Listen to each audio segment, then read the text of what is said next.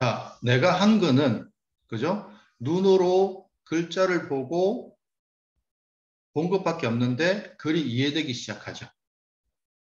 자, 그래서 오늘 제가 말씀드리고 싶은 내용은 뭐냐면, 이거예요. 인간의 뇌는 주의가 가는 대상의 정보를 처리한다는 거예요. 우리가 이 원리를 잘 이용하면, 공부를 어떻게 해야 되는지를 정확하게 알게 돼요. 자, 그러면, 자, 부모님들이 잔소리 많이 하시죠? 근데 왜 잔소리를 해도 우리 아이는 공부를 안 할까요? 그러면은 자녀에게 문제가 있는 걸까요? 없습니다. 사실은 부모님이 상대하고 있는 대상은요, 자녀가 아니고요, 자녀의 무의식이에요. 그죠? 그래서 우리가 아무리 야단을 치고 좋게 얘기하고 잔소리하고 이렇게 저렇게 해도 결국은 안 바뀌어요. 그죠? 자, 그래서 그 얘기를 좀 해보겠습니다. 이건 나중에 이제 결론적인 얘기인데요. 우리가 무의식의 정보를 저장하는, 즉 공부를 한다라고 하는 거는요. 그의 목적은 뭐냐면 저절로 생각날 때까지 반복하는 거예요. 자, 이것에 대해서 나중에 좀 이따가 자세히 말씀을 드리겠습니다. 그리고 우리가 공부를 할 때 착각이 있어요. 우리는 보통 이해를 하고 암기를 하고 그 다음에 나중에 저절로 생각나는 상태가 공부라고 생각하는데요. 사실은 암기를 먼저 해버리고요. 나중에 이해를 하고 저절로 생각나는 상태를 만들기도 하고요. 또는 그냥 암기부터 먼저 하고 저절로 생각나고 이해는 나중에 되는 경우도 생겨요. 그리고 우리가 보통 공부를 할 때 한 번에 완벽하게 이해를 하려고 그러죠. 근데 그냥 이해되는 대로 대충대충 하면서 이해도를 높이는 방법도 있어요. 이런 것들에 대해서 오늘 말씀을 좀 드리겠습니다. 자, 그래서 다시 한번 말씀을 드리면, 자, 오늘 제가 말씀드리고자 하는 건 뭐냐면, 우리가 공부를 할 때, 어떤 책이나 선생님이나 학원이나 이런 게 문제가 아니고, 그거보다 더 근본적인 문제가 뭔지를 살펴보자는 거예요. 자, 그래서, 어, 자, 아이들이 공부를 하다가 자꾸 멈춥니다. 그죠? 우리가 영어를 읽다가도 자꾸 멈추죠. 근데 우리가 영어를 읽을 때 멈추게 되는 경우를 또 떠올려 보면, 내가 일부러 멈출까요? 아니면 저절로 멈추어질까요? 사실은 저절로 멈추어집니다. 자, 그러면 제가 이제, 이렇게 물어봤어요. 너는 왜 멈추니? 그랬더니 학생이 헷갈렸어요. 그러면은 멈추면 헷갈리는 게 해결되니? 대부분 해결이 안 돼요. 자, 그 다음에 이렇게 물어봅니다. 그러면은 헷갈린다고 하는 거는 네가 결정을 한 거야? 알게 된 거야? 알게 된 거예요. 자, 그러면은 헷갈린다는 사실을 누가 알려줬어? 모르죠. 잘 보세요. 우리가 영어를 하든지 수학을 하든지 공부를 할 때 보면 헷갈리죠. 근데 그 헷갈린다고 하는 거를 내가 결정한 건 아니죠. 근데 우리는 헷갈린다는 그 상태를 알게 되죠. 그래서 그 헷갈린다는 상태를 누가 얘기를 했냐면요. 무의식이 알려준 거예요. 자, 그런데 무의식이 한번 헷갈린다고 결론 내린 것이 우리가 다시 들여다본다고 해결이 될까요? 해결이 안 됩니다. 자, 지금 제가 무슨 말 하는지는 잘 이해가 안 되시죠? 이제 뒤에 가면 이제 이해가 되실 거예요. 그리고요, 일단 무의식이 헷갈린다라고 판단을 내린 다음에는요, 우리가 멈추어서, 지속적으로 본다고 해서 그게 해결되는 것이 아닙니다. 그죠? 그래서 헷갈린다라고 하는 것에 대해서 우리가 그것이 어떤 의미인지를 알아야 됩니다. 자, 그래서, 이런 것들을 방지하기 위해서 이제 저희 학원에서 쓰는 방법 중에 하나가 뭐냐면은, 기초 문법 문제 2,000개를 풀게 하는 거예요. 2,000개면 되게 양이 많잖아요. 그런데, 이거는 이런 게 있어요. 이제 규칙이 뭐냐면은, 시작하면 끝날 때까지 절대로 멈추면 안 돼요. 그 다음에 두 번째 규칙은 뭐냐면요. 모르면 찍어야 돼요. 자, 여기 어떤 비밀이 숨어져 있냐면요. 첫 번째는 멈추지 못하게 하는 거죠. 두 번째는 애쓰지 않게 하는 거예요. 자, 그렇게 해서 2000문제를 시작하면, 초등학생들도 이걸 하거든요. 이걸 시켜보면 이렇게 돼요. 자, 종이 소리 펜 소리, 그 다음에 한숨. 아이들이 한숨을 막 쉬어요. 자, 한숨을 쉬는 친구들의 대부분 잘 멈추는 친구들. 그죠? 왜냐하면 기초 문법 문제 2000개지만 사실은 어른들도 잘 틀리는 문제거든요. 자, 그러면 이게 보통 2000문제를 푸는데 1시간 반에서 2시간 정도 걸려요. 그러면 아이들한테 이걸 시키면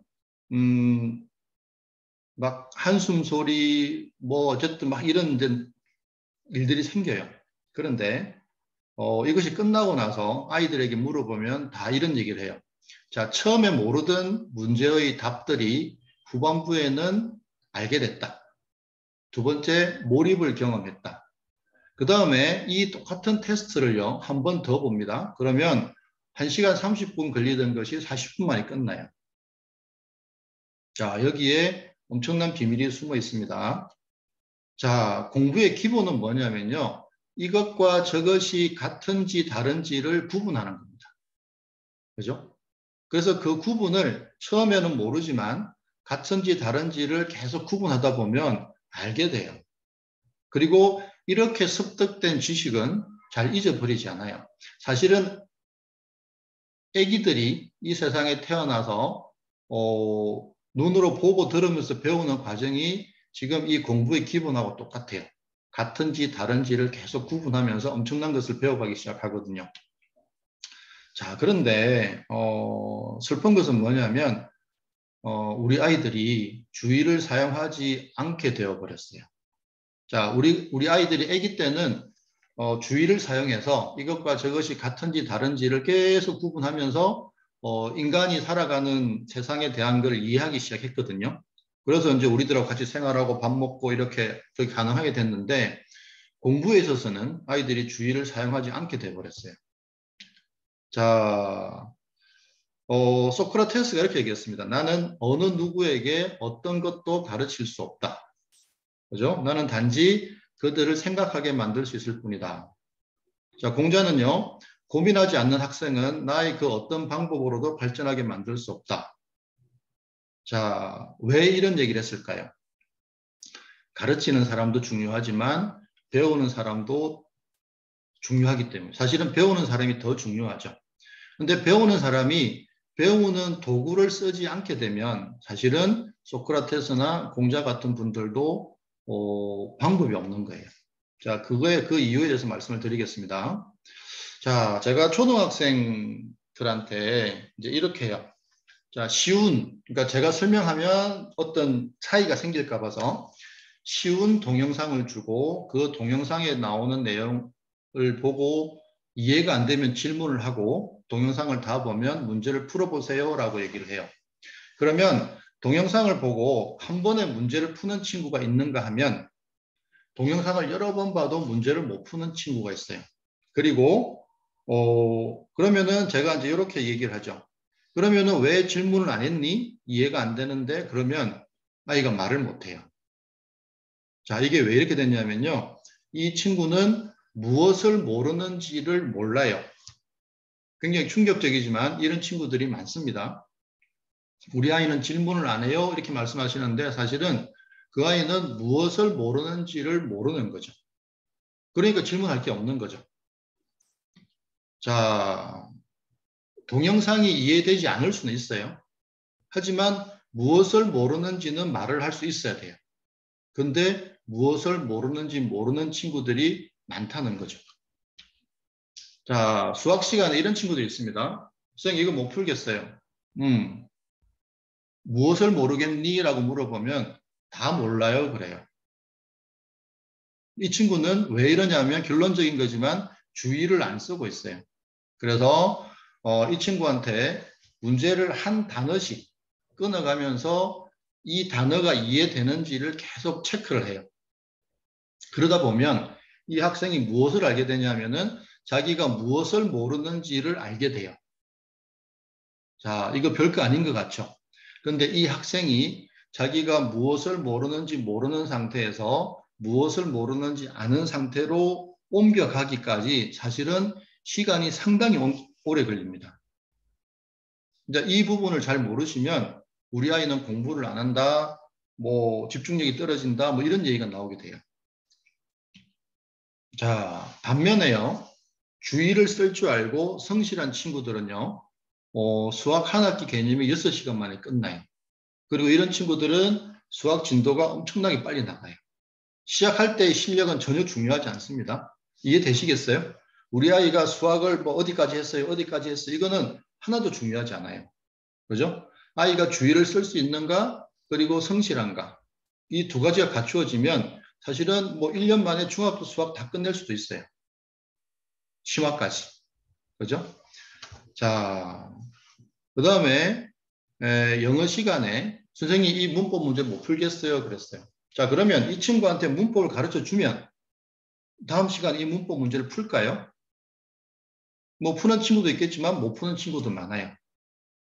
자, 그거의 관건은 뭘까요? 주의를 쓰느냐 안 쓰느냐의 차이예요.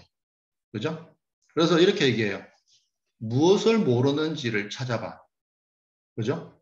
그러니까 아이들이 문법 문제를 볼 때 그러니까 들여다보고 내가 무엇을 모르는지 확인하지 않고요.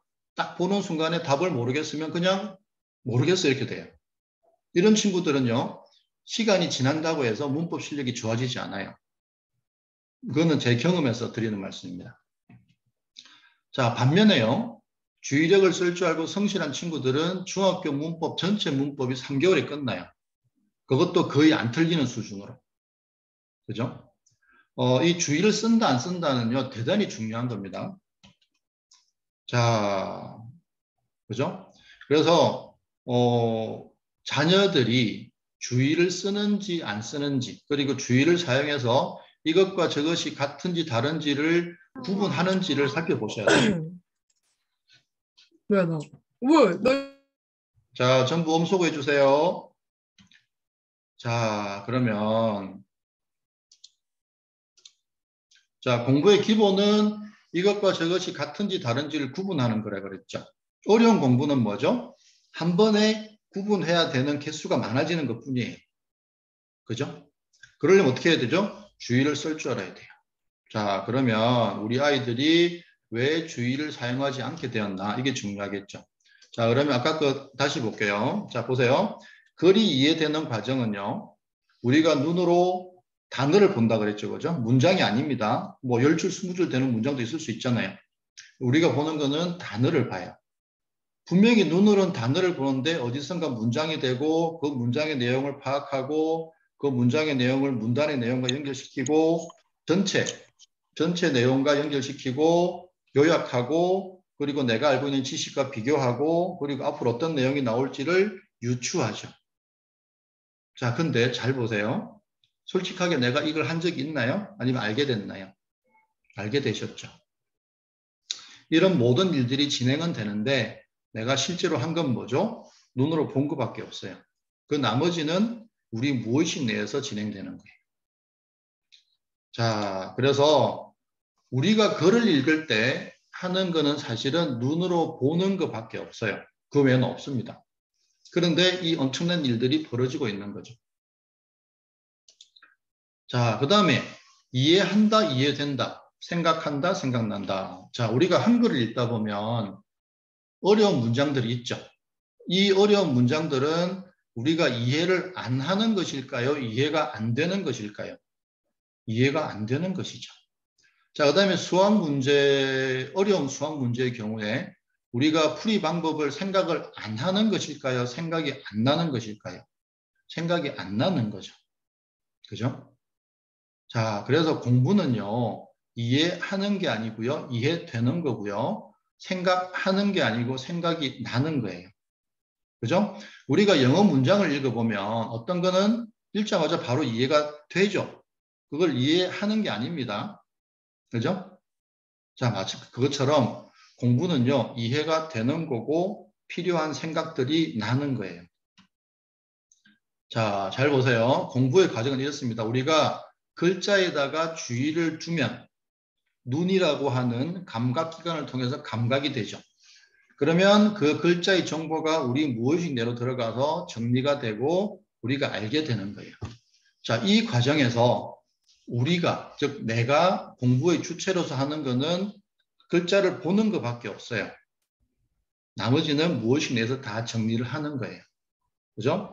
그래서 우리가 공부의 기준을 다시 잡아야 돼요. 뭐냐면 공부를 할 때 이해는 되는 것이고 풀이 방법은 생각이 나는 거예요.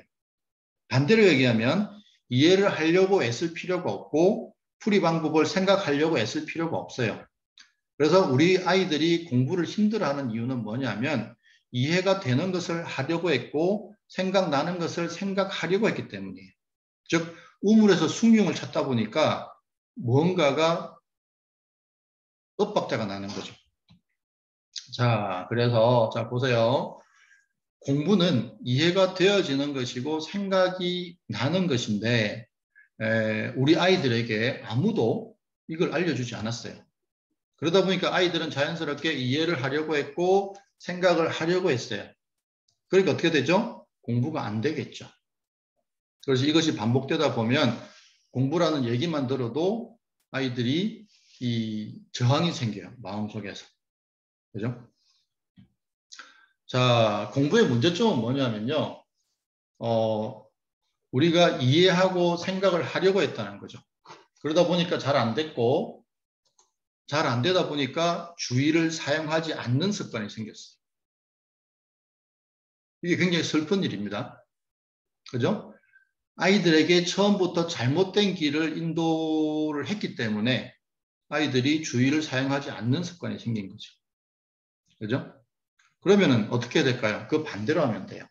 주의를 사용하는 방법을 알려주고 그 다음에 좀 이따 말씀드리겠지만 생각을 하는 것이 아니고 저절로 떠오르는 생각들을 따라갔을 때 저절로 이해되어지고 문제가 풀어지는 경험을 하게 하는 거죠. 그런데 제가 아이들을 가르쳐 보니까 이런 게 있어요. 이해하려고 생각하려는 습관이 많은 친구들, 즉 부모님으로부터 이해해라, 생각해라, 집중해라 이런 푸시를 많이 받은 친구들이 이 습관을 지우는데 시간이 훨씬 오래 걸린다는 거죠. 하지만 해야 됩니다.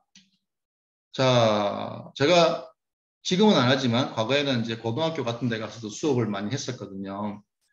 근데 이런 친구가 있었어요. 성적이 많이 올랐대요. 그래서 축하해 그랬더니 고민이 있대요. 고민이 뭔데 그랬더니 자기 방법으로 기존에 자기가 아는 방법으로 했더니 공부하는 것 같아요. 근데 성적은 안 나온대요. 근데 제가 알려준 대로 하면 성적은 나오는데 공부하는 것 같지가 않대요. 자, 왜 그런지 좀 이따 말씀드리겠습니다. 자, 보세요. 우리 아이들이 온라인 컴퓨터로 게임을 할 때 처음 하는 게임입니다. 그러면은 처음 하는 게임이기 때문에 잘 못하겠죠. 근데 우리 아이들은 잘하기 위해서 일단은 집중하죠. 집중한다는 말은 주의를 둔다는 얘기죠. 그리고 한 개씩 한 개씩 비교합니다. 아, 이건 이렇게 하는구나. 저건 저렇게 하는구나. 그죠? 그리고 그걸 계속 반복하죠. 그리고 게임의 고수가 되죠. 자, 여기서 비밀은 뭐냐면요. 주의를 두는 거죠. 그리고 이것과 저것이 같은지 다른지를 비교하고요. 그리고 그것을 반복하는 겁니다. 자, 우리가 인간이 하는 모든 활동은 전부 다 이런 메커니즘을 통해서 고수가 되게 되어 있습니다. 자, 자전거 배울 때 보세요. 자, 자전거 배울 때는 양발을 땅에서 떼기만 해도 넘어지잖아요. 그러면 자연스럽게 주의를 엄청나게 둘 수밖에 없죠. 그리고 이렇게 넘어지고 저렇게 넘어지고 계속 넘어지다 보면은 이제 안 넘어지는 방법을 하나씩 하나씩 익혀가게 됩니다. 그렇게 해서 반복하다가 자전거를 타게 되죠. 자, 인간이 하는 일은 주의를 두고 하나씩 익히는 것을 반복해서 잘하게 되는 겁니다. 자, 그러면 공부를 내 것으로 만드는 방법도 똑같습니다. 글자에 주의를 두고, 그죠? 그 다음에 이해되는 대로 이해하면 돼요. 자, 이해되는 대로 이해한다는 말은 처음에는 한 개가 이해되고, 그 다음에는 두 개가 이해되고, 그 다음에는 세 개가 이해되고, 그죠? 그러니까 이해되는 것이, 즉, 이것과 저것이 같은지 다른지를 비교하면서 알게 되는 것이 하나씩 늘어간다는 거죠.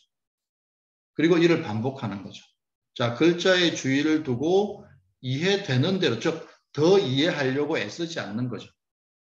이해되는 대로 이해하면서 이거를 반복하면요. 좀 이따 보여드리겠지만 기존에 내가 이해하려고 하던 것보다 훨씬 빠르게 공부가 진행됩니다. 그리고 이해하고 암기하고 저장하고 분류하는 거는요. 우리 무의식에 내가 다 해요. 자, 그런데요. 아까 제가 말씀드린 것처럼 우리 무의식의 뇌는요. 자동차고요. 운전을 하는 사람은 나예요. 근데 우리가 운전할 때 보세요. 운전할 때 사실은 한눈을 팔기가 쉽지 않죠. 한눈 팔면 사고 나기 때문에. 그죠? 자, 그러면 내가 무의식의 뇌를 운전하는 운전자 입장에서, 그죠? 무의식의 뇌를 지속적으로 일을 하게 만들어야 되잖아요. 일을 하게 만드는 방법이 뭐냐면은, 주의를 두는 거예요. 근데, 우리가 주의라고 하는 거는 100% 둘 수도 있고 0% 둘 수도 있죠. 예를 들어서 우리가 공부를 하면서 만약에 TV를 켜놓는다든지 하면 어떻게 돼요? 내 주의가 공부 쪽에 뭐 50, TV 쪽에 50 이렇게 가죠. 그러면 어떻게 되겠어요? 공부 효율이 50%밖에 안 나겠죠.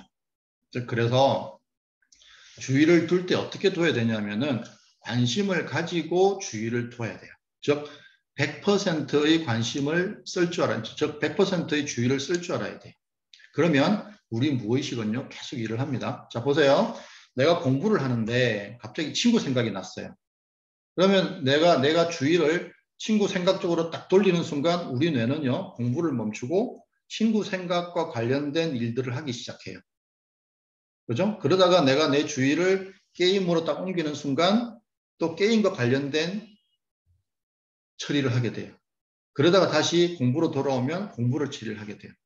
자, 그래서 우리가 뇌를 운전하는 운전자 입장에서 뇌를 지속적으로 일을 하게 만드는 방법은 뭐냐면요. 내가 필요한 대상에 관심을 가지고 주의를 두는 그 훈련을 해야 돼요.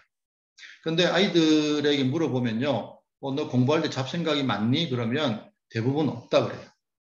자, 보세요. 지금 혹시 10초 동안 생각이 없는 상태로 만들 수 있는지 한번 해보세요. 제가 10초를 드릴 테니까 10초 동안 생각이 없는 상태로 만들 수 있는지 한번 해보세요. 자, 한번 해보세요. 시작.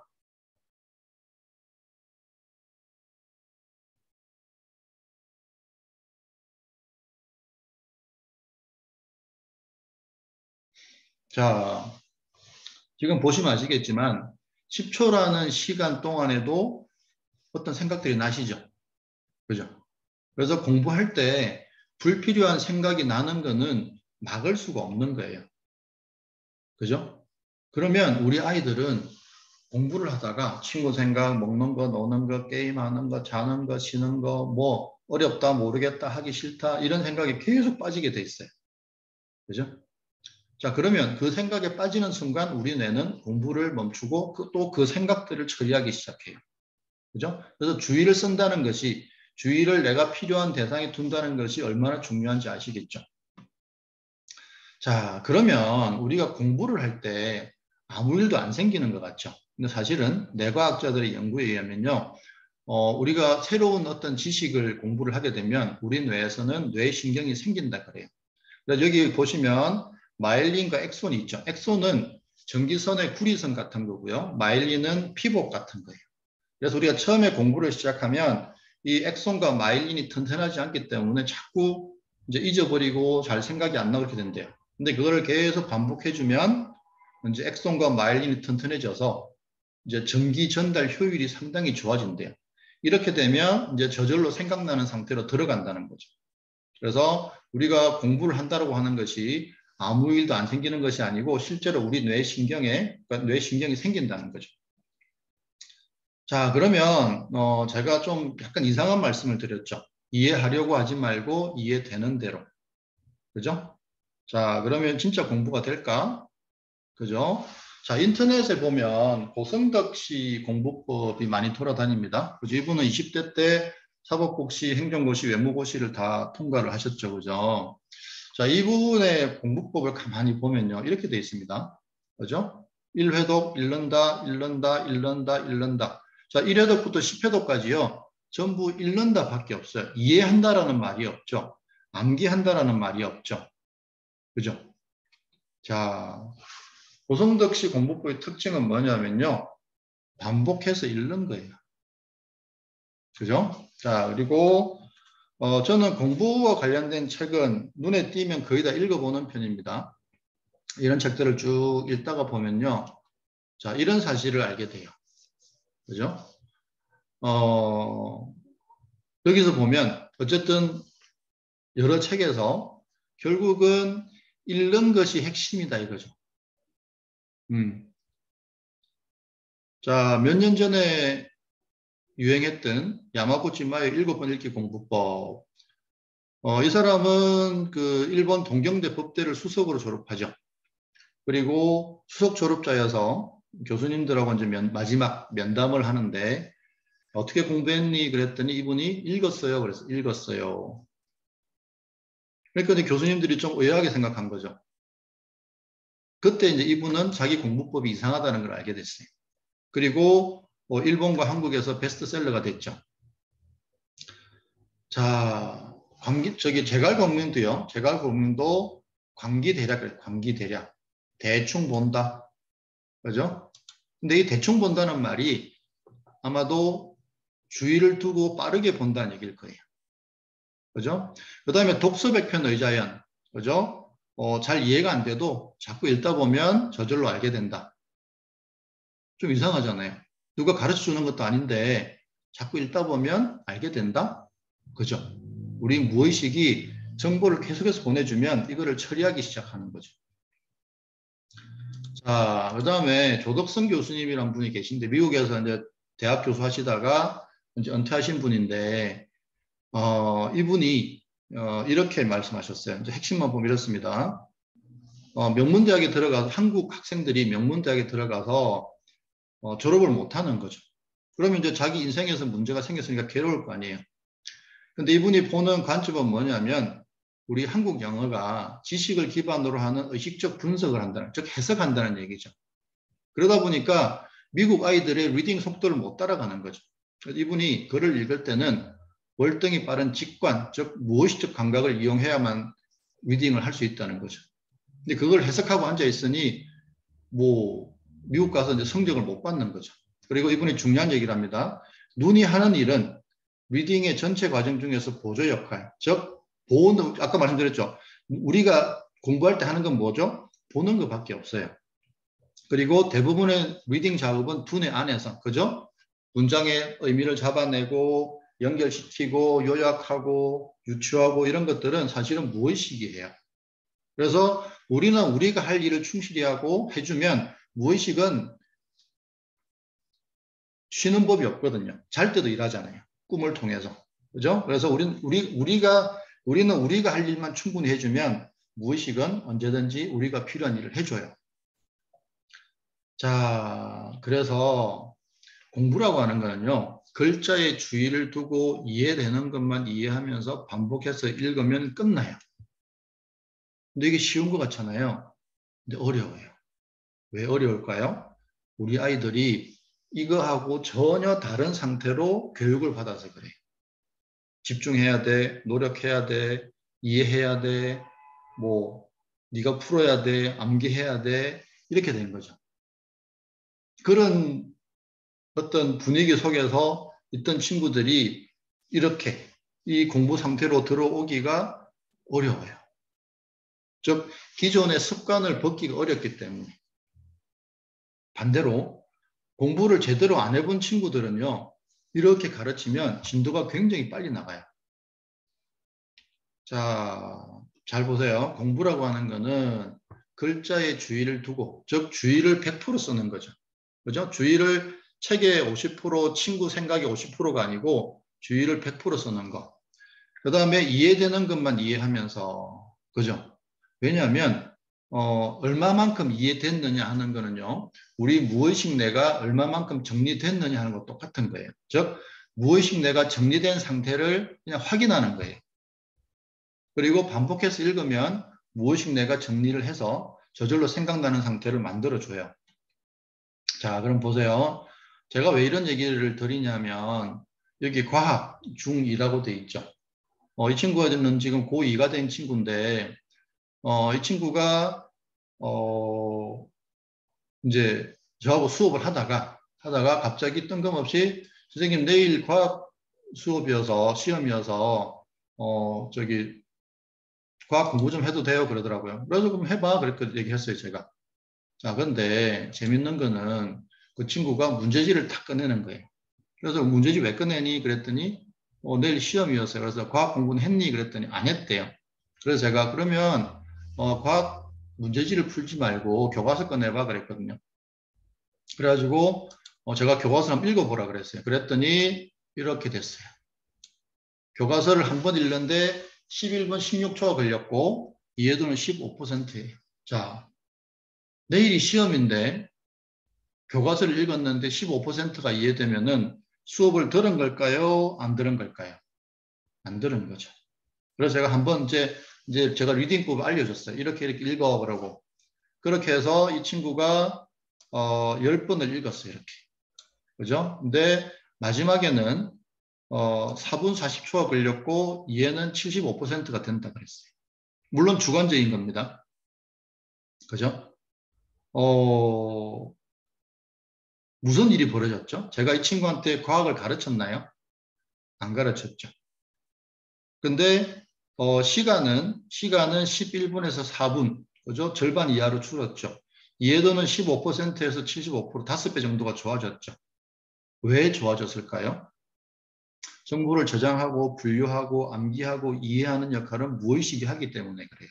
이 친구는 자기가 정보를 전달하는, 즉 눈으로 보고 관심을 가지고 주의를 두고 정보를 전달하는 역할만 충실했기 때문에 이런 일이 벌어졌어요. 그랬더니 이 친구가 그 다음날 과학시험에서 80점대를 받았어요. 만약에 이 친구가 전날에 문제지를 풀었다면 80점대가 나왔을까요? 그랬더니 이 친구가 그 다음날은 당당하게 저한테 와서 선생님 한국사도 그렇게 해주세요. 그래서 제가 그래 그냥 그저 똑같이 하자 그래서 한국사도 그죠? 이 친구가 80점대를 받았어요. 자 그리고 어떤 대학생이 자기가 민법을 공부를 해야 되는데 법 중에서 민법이 제일 어렵대요. 어떻게 공부해야 될지는 모르겠대요. 그래서 제가 민법책을 가져오라 그랬어요. 그리고 그러면 민법책 중에서 제일 어려운 데가 어디야 그랬더니 6단원이 제일 어렵대요. 그래서 제가 책을 어떻게 읽으라 그랬어요. 그래서 이 친구가 읽었는데 처음에 보면은 민법책 6단원이 19분이 걸렸고 이해는 20%가 됐어요. 그리고 반복해서 읽었더니 시간은 7분 20초 걸리고 이해는 한 80%가 됐어요. 시간은 뭐 대략 한 두세 시간 걸렸죠. 그죠? 자, 민법책에서 제일 어려운 단원이 두세 시간 만에 80%가 이해가 됐어요. 그죠? 이 친구가 뭘 했죠? 제가 민법을 가르쳤나요? 이 친구가 뭐 인강을 보고 공부를 했나요? 그런 거 아니죠. 그죠? 그렇게 했는데 시간은 19분에서 7분대, 이해도는 20%에서 80% 올라갔죠. 자, 이것이 사실은요, 애기들이 이 세상에 태어나서 세상을 알아가는 방식이에요.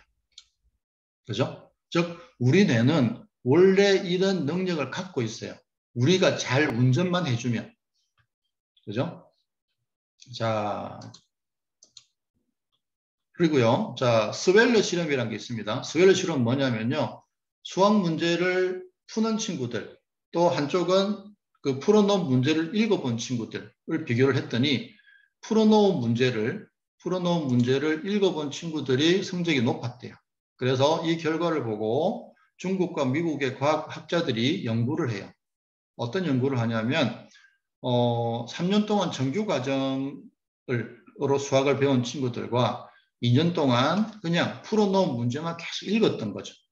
그랬더니 1년을 덜 공부하고도 시험 통과율이 더 높았어요. 이해되세요? 우리가 우리 뇌를 어떻게 운전하는가에 따라서 학업 결과가 상당히 다를 수 있다는 거죠. 오케이. 자, 그래서 저는 학생들한 수학을 가르칠 때 이제 처음에 조금 이제 개념이 필요한 친구들은 리딩법을 알려주고 그냥 읽으라 그래요. 그러면요, 이런 일이 벌어져요. 자, 만약에 우리가 한 학기 수학 개념을 인강으로 본다고 하면, 인강으로 배운다고 하면 6시간 만에 다 될까요? 안 되겠죠. 그죠? 그리고 이렇게 하고 난 학생들이 이렇게 얘기를 해요. 네. 그죠? 우리가 우리 뇌를 어떻게 쓰느냐에 따라서 결과가 상당히 달라집니다. 자, 그런데 현실은 그렇지가 않죠. 자, 보세요. 저기 조덕성 교수님, 이분은 미국에 살면서 대학 교수를 하면서 한국의 우수한 학생들이 한국에 와서 고생하는 걸 보면서 이런 칼럼을 신문에 기고하신 거예요. 이렇게 하면 안 된다, 한국 영어가. 자, 그죠? 우리가 영어를 공부할 때 해석을 하죠. 왜 할까요? 의미가 파악이 안 되니까. 근데요, 우리 뇌는요, 훈련시키는 대로 갑니다. 그죠? 제가 직장에서 근무를 할 때, 소위 말하는 스카이를 나온 친구들한테 영어 이메일을 주고 답장을 써오라 그래요. 근데 이 친구들이 하루 종일 씁니다. 매일 편지 하나, 메일 하나 쓰는데.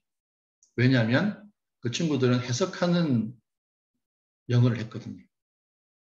즉, 뇌가, 그 친구들의 뇌가 읽고 이해하는 뇌가 아니고 해석하는 뇌로 만들어진 거죠. 그러니까 해석을 하다 보니까 특히 기업에서 주고받는 메일은 정확도가 생명이잖아요. 자기가 정확하게 하지 못했을까 봐서 선뜻 말을 못하는 거죠.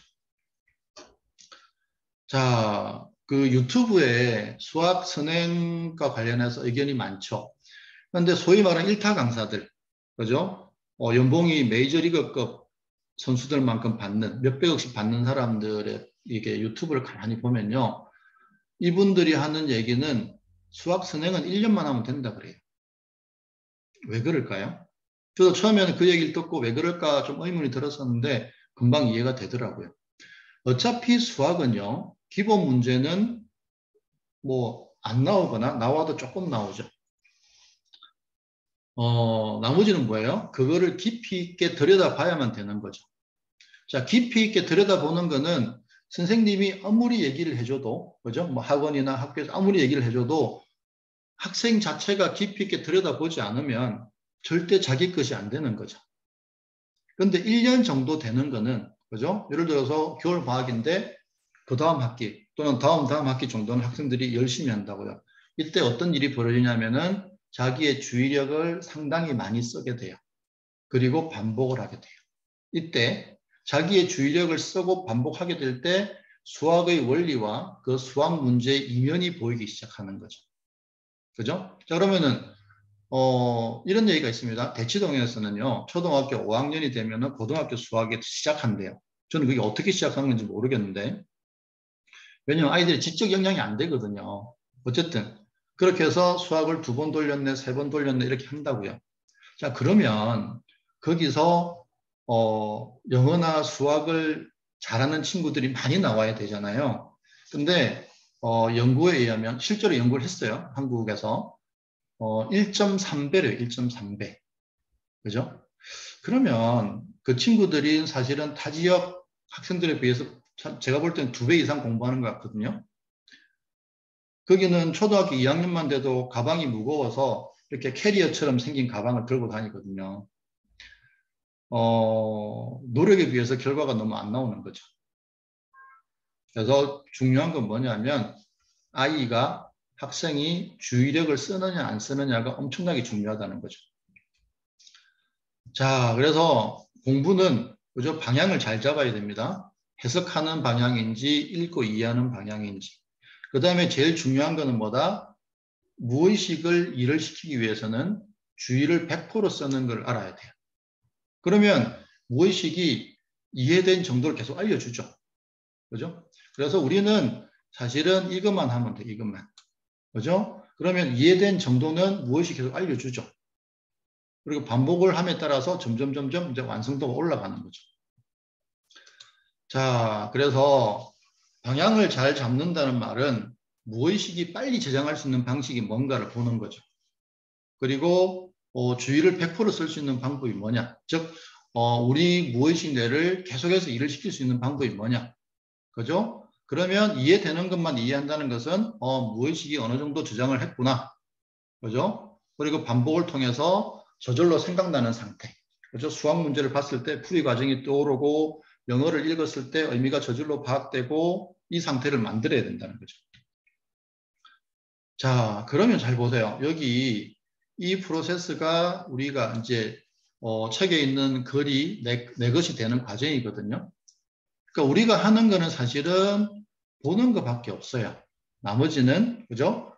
문장으로 만들고 의미를 잡아내고 연결시키고 요약하고 앞으로 어떤 내용이 나올지를 유추하는 거는 전부 뇌가 하는 거지 사실은 내가 뭘 한 적은 없잖아요. 우리는 그걸 알게 된 것뿐이죠. 그래서 우리가 할 일은 관심을 가지고 지속적으로 보는 거예요. 그죠? 멈추면 우리 뇌는 또 딴 일을 하기 시작하거든요. 그죠? 자, 그럼 이제 임계점이라는 게 있습니다. 임계점은 뭐냐면요. 이게 장기 기억으로 넘어가느냐 넘어가지 않느냐 하는 거예요. 이런 친구들이 있습니다. 오늘 문제를 잘 풀었어요. 근데 다음 시간에 보면 마치 처음 본 것처럼 하는 친구들이 있어요. 그죠? 자, 그래서 우리가 공부에 있어서 장기 기억으로 넘길 수 있는 거는 계속 넘겨줘야 됩니다. 자, 임계점의 특징이 뭐냐면요. 그냥 보는 순간 저절로 생각난다는 거죠. 아까 말씀드린 것처럼 문장을 읽었을 때 저절로 생각나고 수학 문제를 읽었을 때 풀이 과정이 저절로 생각나는 상태를 만들어야 된다는 거죠. 자, 그러면 이렇게 한번 해볼게요. 자, 내 것으로 만드는 힘의 특징이 있습니다. 자, 잘 보세요. 공부를 잘한 아이를 한번 떠올려 보세요. 자, 일단 외부에서 보이는 모습은 뭐죠?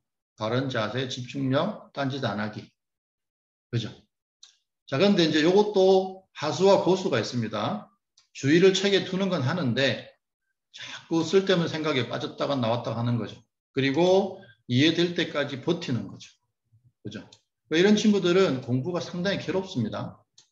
근데 그 반대로 이런 친구들이 있어요. 책에 두고 불필요한 생각을 따라가지 않으면서 그냥 이해되는 것만 이해하면서 반복하는 친구들. 이 친구들은 보면 맨날 노는 것 같은데 성적은 잘 나와요. 네. 어쨌든 자, 그리고 제가 오늘 이 수업이 끝나고 바로 오늘 이 자료를 PDF를 보내드릴게요.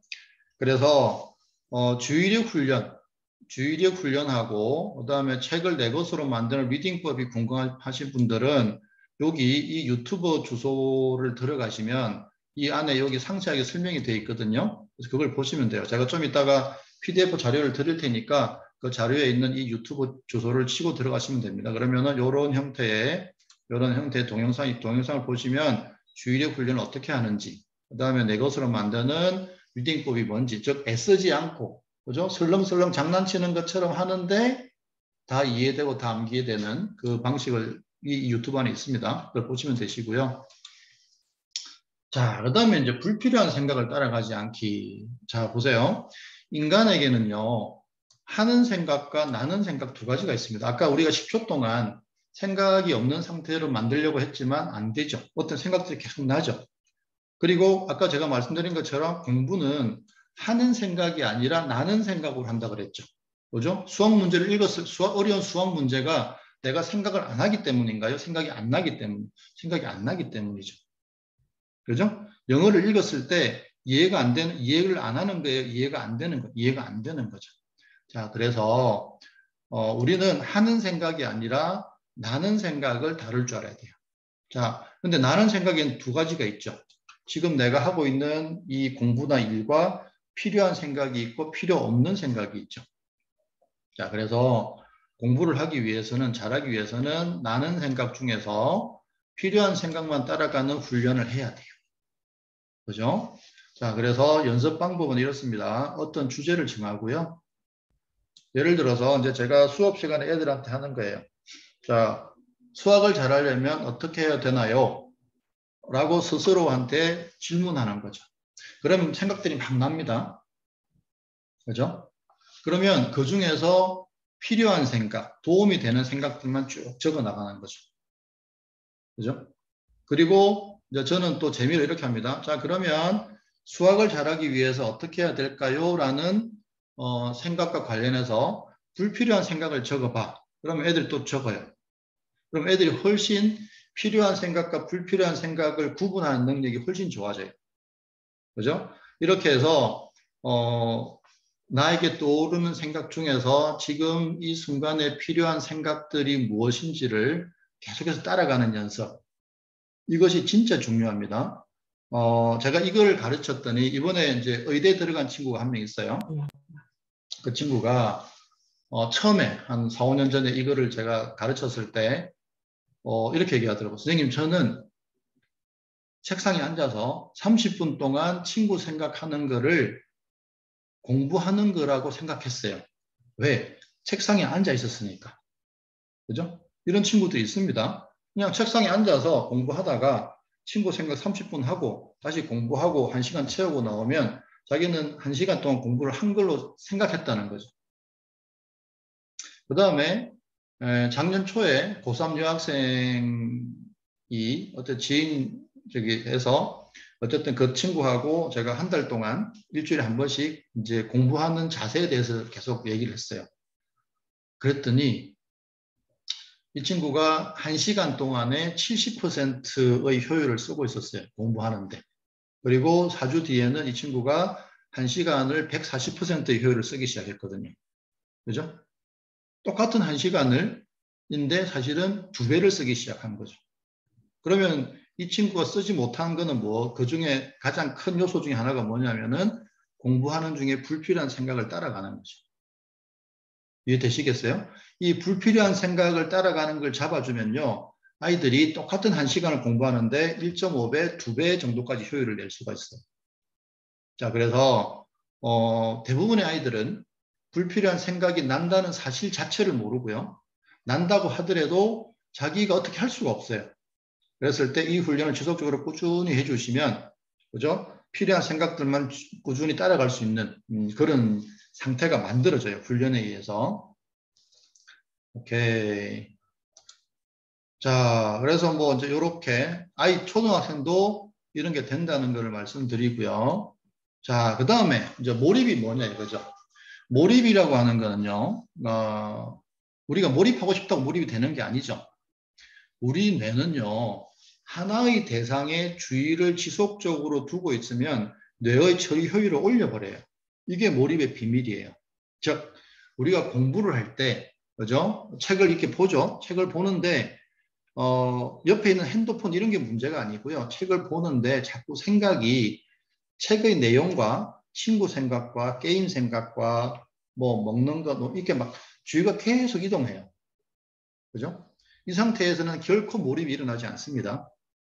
그래서 우리가 책에만, 그죠? 그러니까 주의력 훈련을 하게 되면, 그죠? 앞에서 말씀드린 불필요한 생각을 따라가지 않는 훈련을 하게 되면 우리가 책에만 주의를 둘 수가 있게 되거든요. 그러면요, 자연스럽게 몰입이 일어나요.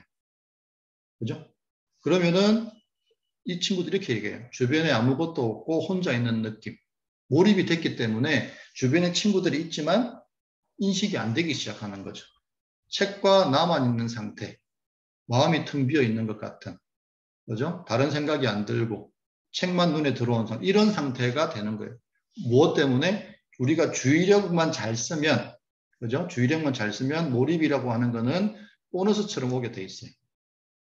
자, 그러면 이제 오늘 핵심이죠. 제가 빨리 끝내겠습니다.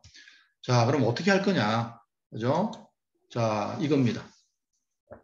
자, 뇌과학자들은요, 공부하는 학생들에게 공부를 잘하고 싶으면 공부 시간에 10%, 20%를 빼서 강력한 취미생활에 투입하라 이렇게 얘기를 해요. 뇌과학자들이. 몰입을 유도하기 위해서. 자, 강력한 취미생활을 한다는 거는요. 취미생활이니까 내가 좋아하는 거잖아요. 그러면 당연히 주의력을 두겠죠. 취미생활을 하다 보면 주의력을 강력한, 즉 100%의 주의력을 지속하는 연습이 돼요. 그죠? 그러다 보면은 몰입이 일어나죠. 그리고 강력한 취미생활이라는 거는 자꾸 어려운 거에 도전하는 거죠. 그러다 보니까 어려움을 극복하는 힘이 길러져요. 어릴 때부터 학원을 많이 다닌 친구들은요, 이 힘이 없습니다. 안타깝지만. 그죠? 어릴 때부터 학원을 많이 다닌 친구들은 주의를 안 쓰려 그래요.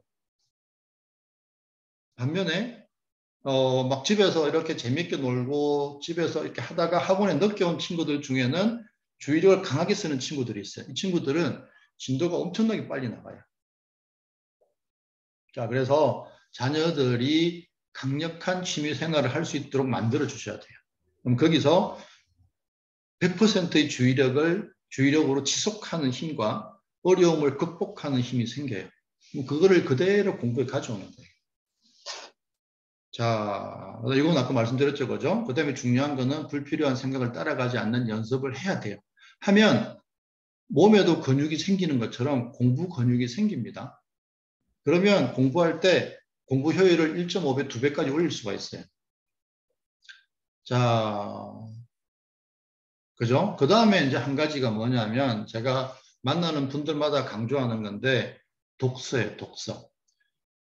독서를 하게 되면 물론 그 책에 있는 정보들도 입수가 되겠지만 제가 중요하게 보는 건 뭐냐면 스토리를 끌고 가는 힘이에요. 그죠? 만약에 소설을 읽으면 어떤 일이 터지고 그게 전개가 되면서 어떤 게 부가가 되고 또는 필요 없는 건 빠지고 하면서 어떤 전체적인 스토리를 쭉 끌고 가는 거죠. 그죠? 그리고 우리 책에 푹 빠져 있잖아요. 자, 보세요. 수학에서 어려운 문제라고 하는 거는요. 처음에 어떤 몇 가지 신락 같은 단서들을 가지고 그 스토리를 쭉 끌고 가서 마지막에 어떤 결론을 내는 거예요. 그죠? 수학을 잘하려면 독서를 해서 스토리를 끌고 가는 힘을 갖고 있어야 돼요. 자, 그 다음에 수능 영어에서 5문제 정도는요. 고등학생이 보기에 또는 성인이 봐도 잘 이해가 안 되는 그런 지문들이 있어요. 그러면 그 문제를 낸 사람들은 고등학생이 이 배경 지식을 알고 있길 바라겠어요? 그런 게 아니에요. 배경 지식이 없지만 이 스토리를 쭉 끌고 가서 어떤 결론을 내기를 바라는 거죠. 그죠? 그래서 이런 스토리를 끌고 가는 능력이 없으면요. 절대로 수능 영어나 수능 수학에서 좋은 점수를 받을 수 없어요. 이거는 영어를 많이 한다고 해결될 문제가 아니고 수학을 많이 한다고 해결될 문제가 아니에요. 그죠? 그래서 스토리를 끌고 가는 힘을 길러야 돼요. 그러기 위해서는 독서를 반드시 해야 돼요. 그래서 고등학교는요. 비문학 독해력 싸움이라 그러죠. 그래서 근데 중학교 가면 보통 책을 안 읽죠. 그래서 지금 우리나라가 어떤 상태가 됐냐면은 10명 중에 8명, 9명은 교과서를 이해하기 힘든 상태에 있대요. 반대로 얘기하면 독서를 조금만 하면 고등학교 생활이 굉장히 편할 수 있다는 거죠. 자, 그런데 임계점을 넘어갈 때 함정이 있습니다. 자꾸 생각하려고 하고 이해하려고 하고 그 다음에 저절로 떠오르는 불필요한 생각에 빠지고 또 제가 아이들 만나면서 느낀 것 중 하나가 낮은 점수를 못 견뎌요. 웃기죠? 왜 아이들이 낮은 점수를 못 견뎌 할까요? 죄송하지만 부모님들이 잘못하셔서 그래요. 그죠? 어차피 우리가 처음부터 모든 걸 100점 받는 게 아니잖아요. 빵점부터 올라가는 거잖아요. 근데 아이들이 처음 배우는 걸 하면서 점수가 80점, 90점이 안 나오면 엄청 괴로워해요. 그죠? 그래서 이런 함정들이 빠지지 않아야 되고요. 자, 그래서 공부는요, 이런 관점으로 보셔야 돼요. 자, 단순 반복을 통해서 달인되는 과정하고 똑같아요. 자, 그냥 주의를 두고 이해되는 대로 반복한다. 이게 단순 반복이잖아요.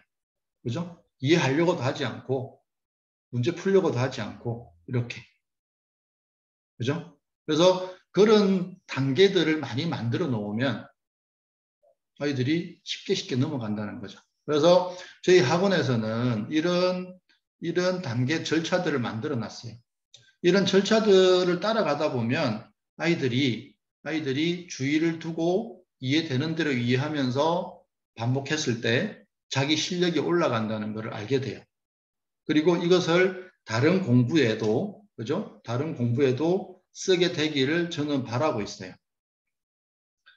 자, 그러면 이제 정리를 하면 이런 거예요. 공부는 글자의 주의를 두고요. 이해되는 것만 이해하면서 반복해서 읽으면 돼요. 근데 만약에 이 과정에서 공부가 힘들다. 그러면은 뭔가 문제가 생긴 거예요. 그죠? 자, 그래서 자, 정리를 하자면 이렇습니다. 내 것으로 만드는 힘을 기르는 방법은 뭐냐면요. 취미생활을 강력한 걸 해야 돼요. 그러면 주의를 지속하는 연습, 몰입 경험, 그리고 어려움을 극복하는 힘이 생겨요. 그리고 불필요한 생각을 따라가지 않는 것은 훈련을 통해서 가능해요. 그 다음에 푹 빠지는 독서를 해야 됩니다. 우리 아이는 무슨 논술을 하고 있어요. 그거 아무 소용없습니다. 스토리를 끌고 가는 힘을, 즉 상황을 이해를 하고 스토리를 끌고 가는 힘을 길러야 돼요. 그 다음에 단순 반복을 통해서 내 것으로 만드는. 그 다음에 책을 보는데 만약에 힘이 든다. 그러면 뭔가 잘못됐다는 거죠. 자, 근데 이게 좀 복잡하잖아요. 그죠? 그래서 이제 간단하게 하면 이렇게 돼요. 빵점 받아도 되니까 빨리 해. 그죠? 이 간단한 말에 보세요. 빵점 받아도 된다는 말은 아이들을 낮은 점수로부터 자유롭게 해줘요. 그 다음에 빵점 받아도 되니까 빨리 해라고 하는 건 뭐냐면요. 주의를 일단 빨리 하려면 어떻게 해야 되죠? 주의를 둬야 되죠. 그 다음에 점수에 신경 안 쓰니까 그냥 이해되는 만큼만 이해하면서 반복하는 거예요. 그래서 이 한 문장에, 그죠? 이 한 문장에 이 모든 내용들이 다 담겨 있어요. 그런데 수학은 그렇지가 않죠. 그죠? 그래서 수학은 이제 요 연습을 해야 돼요. 저절로 떠오른 생각 중에 필요한 생각만 따라가. 그러면 자 보세요. 어려운 수학 문제를 만났어요. 그러면 이제 아이들에게는 두 가지 생각이 떠오르겠죠. 이거 어떻게 하지?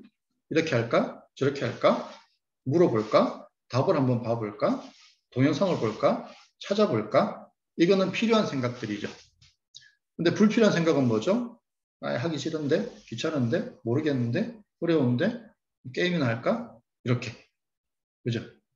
그래서 필요한 생각만 쭉 따라갈 수 있으면 얼마든지 수학 실력이 진짜 좋아집니다. 굉장히 빨리 좋아져요. 그죠? 그 다음에 제가 영어 가르칠 때는 이렇게 가르쳐요. 점수하고 상관없어, 빨리 해. 그죠? 그 다음에 수학 가르칠 때는 이렇게 가르치거든요. 자, 그래서 부모님들께서 공부에 대해서 좀 이해를 하셨기를 바라고요. 지금부터는 Q&A를 좀 받아보도록 하겠습니다.